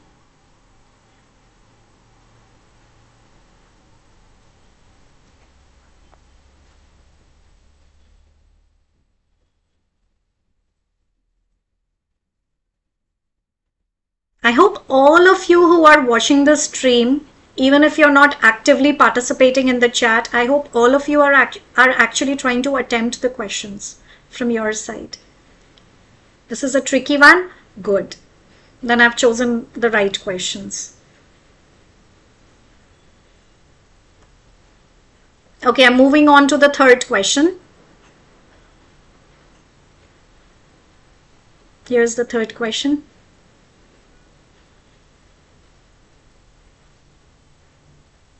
This is above XAT standards. Okay, this is from a past, this is a past year question, okay? It has come in XAT already. So this is very much XAT level question, not above it. You are expected to rise above it. We are going to crack this and rise above it, okay? Successfully. Do we have classes daily? Not my classes, but Abhishek sir will give you schedule. What I want you to do is I want you to practice a few DM questions daily, then see the right answer, do the analysis of why the right answer was the right answer, and internalize the reasoning and the logic behind it. ये leave करने वाला है. अरे Sameer leave मत करो, अभी मत leave करो. At least try and attempt it. Come on.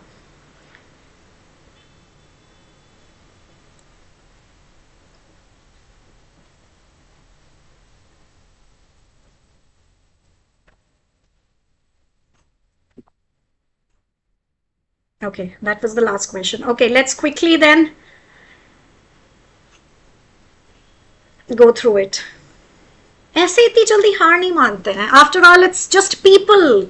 These are some people who are facing problems. These are common everyday problems. The kind of problem that is stated here is actually very, very, very common in any teaching college. Okay, so you have to understand what lies in the heart of this problem, and then only whatever is feeling very complex to you, it will feel not so difficult. Okay, you just need to understand ki problem kya hai. It's a very long caselet. Isme se you have to fish out what matters. Okay, you have to summarize it. Like in RC, you have to summarize what the author is trying to say, what the real problem is, jiska solution ye maang rahe hain.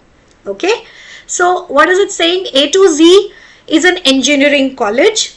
Okay, now this engineering college plays a lot of importance on research. Okay, you have to be good at research. You have to publish papers, in journals, because that is one of, when these institutions are ranked, ye jo ranking aati hai na colleges ki, so there are number of variables that are accounted for when these rankings happen, and research by the faculty is one of the major variables that is used to kind of judge which institute is doing better. It's done for medical colleges, engineering colleges, done for MBA colleges. Okay, so there's a lot of pressure that is put in the faculty, in academics, on publishing, on research. Okay, because that is, the more the number of papers the faculty publishes, the higher the ranking, the possibility of the institute ranking higher in the ranking system.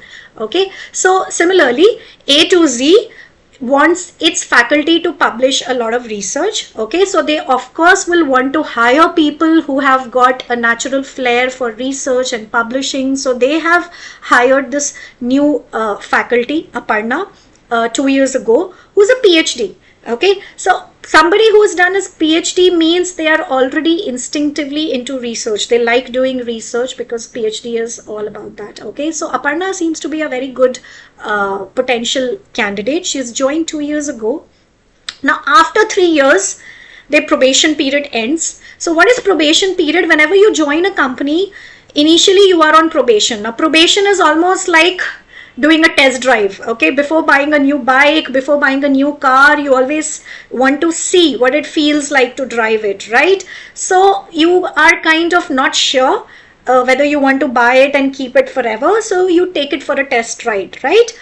Similarly, initially, just based on an interview, an organization may not be clear what kind of employee are you. Okay, will you work well? Will you fit into the organization? So what they do is they keep you for a probation period, which is kind of a trial period. Okay, now they watch your performance, they assess your performance during this probation period, and based on that, they decide at the end of the probation period whether they want to offer you a permanent position or not. Okay, so it is very, very, very important to perform well during the probation period, because then only you will get a final confirmed position with the institute. So this institute has a policy that after 3 years, people would be confirmed. 2 years are over, Aparna has not done any research, and what the institute wants, it wants research. Why has Aparna not been able to do any research? And she's also not been able to focus on teaching, the two things that are considered very important, teaching and research. It's because of COVID. Okay, exceptional chances, circumstances, COVID happened, and she got too involved into her social outreach programs on helping people surviving COVID, that she could not give attention to her research. Okay, so a very good candidate, a very strong potential candidate, but for a very reasonable and a good reason has not been able to perform on the metrics that she is going to be judged for, which is research and teaching. Okay, now the dean has to decide what needs to be done. Out of 3 years, 2 years are already over, and Aparna is lagging behind when it comes to teaching and research both. Okay, so it could happen to anyone. Okay, here it's a more complex situation. You are a manager, तुमने किसी को hire किया कोई काम करने के लिए. Okay, but the person has not been able to deliver that work because of whatever reason. Okay, maybe he's going through some personal problems, some personal trouble. 6 months ka time tha to deliver, out of which 4 months are already over, and you see that the person has not even started the project. What do you do with such a person? A very strong person, a very intelligent person, a very capable person, जिसको आपने बहुत good faith के साथ hire किया था. Okay, a very good candidate, because of genuine reason has not been able to perform. Okay, and now you are the manager, you are the one in charge. In this case, it's the dean. The dean has to decide what to do with Aparna. Okay, now let's go through the options. Appreciate Aparna's, so one more thing, there's a very important sentence that is written here. The dean wants to communicate to the new faculty recruits that research contribution is very critical. This is a very important line. Okay, it talks about dean not wanting to set a very bad precedent. Okay, remember that example when I told you where the guy wants a leave, and you are as a manager, if you give leave to one person, then you have to decide, are you okay giving leave to everybody else? Okay, so the dean here is afraid of the same thing. He is afraid that if he promotes Aparna, if he gives Aparna a confirmed job without doing any research, then every other faculty would want to do the same thing. Every other faculty who is on probation, तुम कैसे बोलोगे कि अपर्णा को मैंने confirm कर दिया but तुम्हें मैं confirm नहीं करूंगा when both the people have not performed well. Okay, so he doesn't want to set a bad precedent. He wants the new recruits to know that doing research is absolutely critical for getting promoted in this organization. So what should the dean do? That is fair to Aparna. It's written here. You cannot be unfair to Aparna also. At the same time, as the dean of the institute, you want the institute to do well. So you cannot relax the very fair, measurement criteria that you have yourself framed. Okay. So how do you balance this out now? Appreciate Aparna's social outreach, but advise her to focus on research and teaching contributions as they are essential for confirmation. Okay, here this sounds like a very balanced statement to me. You are appreciating Aparna's social outreach. Okay, it's a genuine reason. She is, COVID is in, it's a very special circumstance and she has been doing great work. So you appreciate her, you let her know that what she is doing is nice, you have nothing against it. Okay, but you also gently let her know that she needs to focus on her research and teaching contribution because they are very important for confirmation. This is like you are reminding her that, listen, you are doing very good work, very good social work. But as a teacher in this institution, you need to also work on research and teaching if you need to be confirmed as a teaching instructor. Okay, so this is a very good balancing statement and I really like that. Okay, so for now, one stays. 2. Extend Aparna's probation period by an additional year while reminding her about research and teaching contributions needed for confirmation. Okay. Again, I don't mind that. So what here are you doing? You're not confirming her. In order to be fair to her, because these are, very extreme circumstances, COVID and all that, and Aparna is such a strong potential individual, you're giving her some extra time. You are extending Aparna's probation by 1 year, giving her some extra time to prove that, she can do research and teaching contribution. You are not laxing the policy for her sake, you are just giving her some extra time because of COVID, which seems okay. So 2 also stays. So between 1 and 2, we will talk about it. Number 3, suggest Aparna to start looking for a new job. Why? You don't want to straight away do that, right? I mean, she's a good candidate. She clearly has a good, in the past, shown a good flair for publishing papers and all that. And you can't just fire her without at least giving her a chance. Okay, so that seems like an extreme step to do. Exhort Aparna to suspend her social outreach activities till the end of her probation. This is like you're saying you're forcing Aparna to just stop her social outreach activities till her probation ends and focus on now you cannot dictate that. You cannot tell someone you need to stop everything else and only do research. I mean, that's very irrational, okay? So that is like zabardasti dictating and telling someone that you are not allowed to do social outreach till the end of your probation. Can the dean do that? Not really. How can he tell, an individual who is a free individual what to do, what not to do? He can advise, which is what the first sentence is all about, but he cannot force her to do something like that. So number 4 doesn't work. Number 5, increase her teaching and research requirements while extending her probation period by 2 years. This does not serve any purpose. You are extending the probation period for 2 years, but at the same time you are also increasing the teaching and research requirement. तो मतलब क्या कर रहे हो आप? थोड़ा सा time दे रहे हो बट फिर और ज्यादा रिक्वायरमेंट उसके ऊपर डाल दे रहे हो. You're going to saddle her and burden her with much more requirements. So that doesn't seem fair. I mean, it's not giving her an extra chance in any way. So 3, 4, 5 are out. Between 1 and 2, I want you to think very clearly. Okay, small things matter here. क्या अपर्णा का probation period completely खत्म हो गया है? Do we need to immediately decide whether to extend her probation period or to fire her or to do what? Remember, the probation period is for 3 years and 2 years have passed. Aparna still has 1 year to catch up. Okay, so what happens when you still have time but you see that someone is lagging behind? You warn the employee. You give a check to them that, hey, listen, you are lagging behind. Okay, buckle up. You need to catch up. Otherwise, you will be in trouble. Okay, which is what statement number 1 is doing. Do you need to immediately extend Aparna's probation? What if she catches up in the next 1 year? What if she suddenly realizes, oh shit, I am so far behind on my research output, and in the next 1 year third उसने 2 paper publish कर लिए, 3 paper publish कर लिए, because she is such a strong potential individual. We don't know that. So we have to give her a chance first. But we need to tell her that, listen, you are lagging behind, you buckle up and you need to do something about it.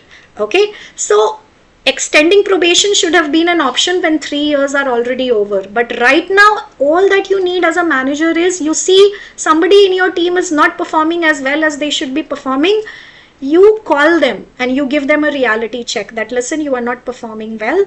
1 साल में तुम्हारा final interview होने वाला है. Are you aware of that? If you haven't realized, I am telling you, you are not doing well. You need to do better. Which is why the first option is the best option in this case. Okay, so that we'll go with option 1. Next question. The 1 year on, okay, so now that was when 1 year was remaining. You called Aparna into your office and you gave her a reality check. You advised her that she should focus on research now. She's lagging behind. 1 more year has gone by. Aparna has still not done anything on her research work. She still continues with her social work. She's become very passionate about it. Okay, her social work has been widely appreciated by the local media. The chief minister of the state, he wants to offer Aparna some kind of a social outreach role to assist the government. But आपको तो अपना college चलाना है. You are the dean of an engineering college. Engineering students are paying fees and coming to your college to learn. You need the faculty of your college to be the kind which will teach those students and who will do more studies and research and publish and contribute to academics, which is the job that you are being hired for, right? Aparna was hired in that institution for a particular job, which was teaching and research. Okay, she was not hired, no matter how novel the cause is, whatever social work she is doing, with great intentions, she is doing great work, but she cannot be doing it at the cost of what she should be, she is being paid by the institution to do. Okay, so Aparna needs to understand that either she needs to take up social work as her, prime work completely 100% of the time.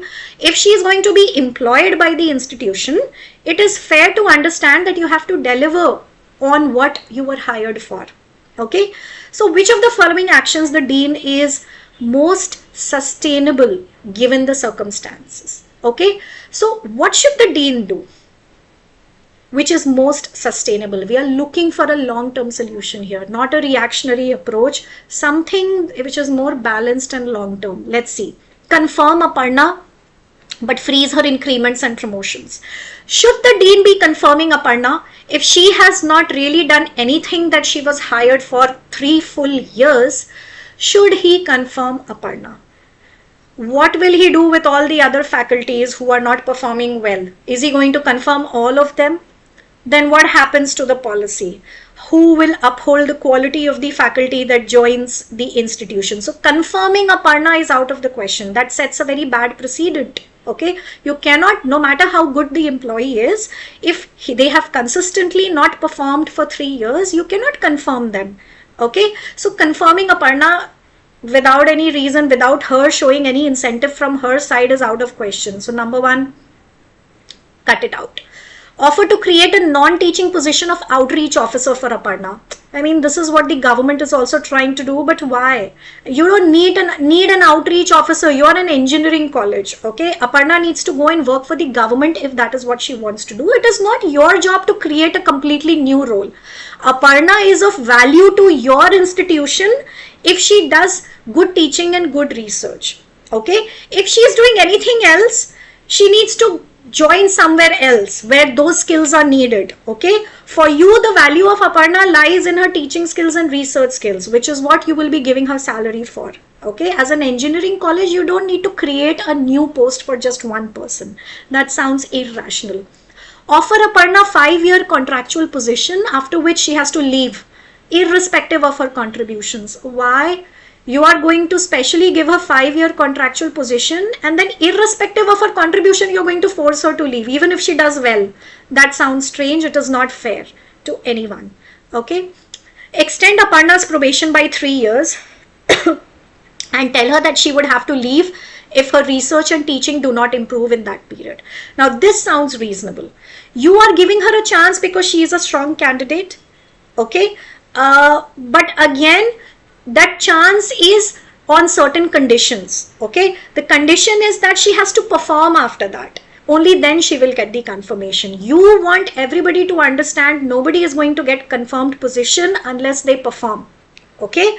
You still believe Aparna is a strong candidate. So you can decide to give her some extra time provided she shows an improvement. If she does not show improvement, it is very fair and within your hands to terminate her after that. So number 4 sounds like a good option.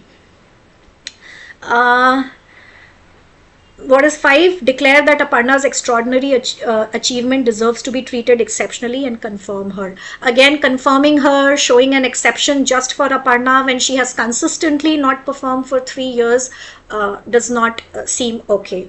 Okay, so if you really feel that she is such a strong candidate with such extraordinary achievement, the max that you can give out of fairness is give her some little bit of extra time, conditionally, that she performs better, because you also want to be fair to all the other people who are working very hard and doing well in teaching and training and publishing. Why are they doing all of that if somebody can get confirmed so easily even without doing anything?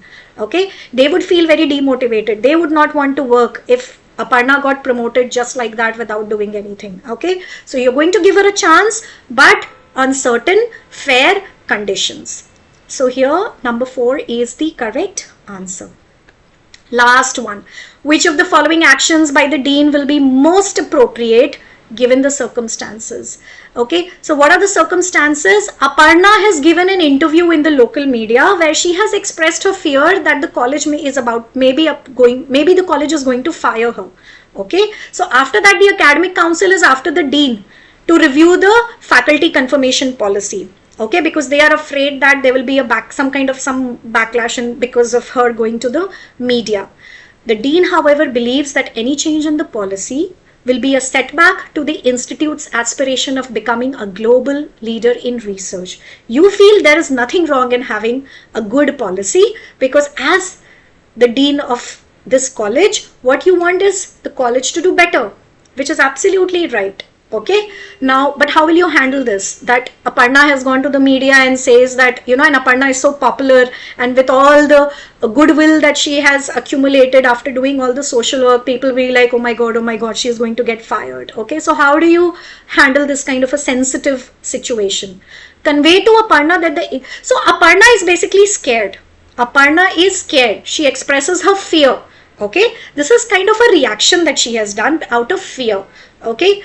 What does Aparna need? She needs to understand that the institute is not against her or her social service. Institute does not want to be unfair to her, but she still wants to understand that the institute needs something from her in return. Okay, the institute cannot keep her just one-sidedly if she doesn't give anything back to the institute. She needs a little bit of reassurance, and at the same time the institute needs to remind her that you need to give something back to us if we are going to keep you. Okay, so convey to Aparna that the institute is eager to retain her, which means calm her, placate her, give her a reassurance that we do want you because you are a strong candidate, but still emphasize that she has to focus on research to get confirmed. But if you want to get confirmed, you are a good candidate, but if you want to get confirmed, you need to do some research. You need to work for what you have been hired for. This sounds like the right option. Okay, tell Aparna that she is being let go for insulting the college on a public platform. Very harsh, not very fair for Aparna. Give an interview to a local newspaper and share Aparna's lack of research and poor teaching feedback. Again, it's very harsh. You are going to the public and, insulting someone by saying that they are, showing that they are incompetent. I mean, why would you do that? Would be with a person like Aparna who has got such a good public image. That sounds very vicious. It's not a good thing to do. Confirm Aparna. Again, not the right option. Why would you confirm Aparna if she has not done anything? Fifth option is again confirm Aparna. आगे मैं पढ़ ही नहीं रही हूँ. You cannot confirm Aparna. So the correct option is number 1. You tell her that you want to retain her. You are more than happy to retain her if she gives output on research, which is what she was hired to do. Okay, so I hope through these sets you have got at least a glimpse of the kind of thought process that you have to start practicing to build in order to answer these kinds of decision making questions. Okay, you have to become good at picking the right kind of word which will tell you what kind of solution they are looking for, what exactly is the problem that needs to be solved, all those kinds of questions. I hope you'll become, with practice, you will become better at applying the filters of what is illegal, what is unethical, when are these situations extreme, when the solutions are good solutions but they are not really solving the problem at hand. So once you put all of these filters, most of the times you will have one option which will remain. Okay, there are very few tricky ones where you will not be able to choose between two close options, but most of the time.